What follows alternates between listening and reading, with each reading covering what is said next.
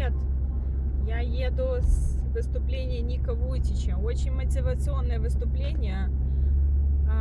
Не могу сказать, что он вдохновитель или оратор, но то, что я приехала и получила два нужных ответа на мои нынешние вопросы, это факт.